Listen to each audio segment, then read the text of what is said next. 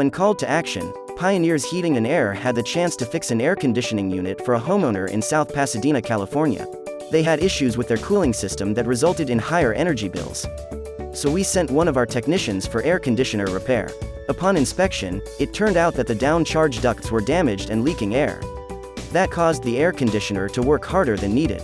We also found that the plenum was damaged, so we recommended a replacement to ensure proper ventilation within their home. Our technicians returned days later and got to work on the repair. We replaced the damaged down-charge ducts and plenum with high-quality, durable materials. The repair job was completed as requested, and the client could not have been more pleased with Pioneers Heating and Air's fantastic service. Replacing outdated down-charge ducts and plenum has paid off for this client. They now have lower energy bills and a more comfortable home temperature. Do you think your HVAC system's down-charge ducts and plenums need repair or replacement? Do not hesitate to contact Pioneers Heating and Air to schedule a service appointment.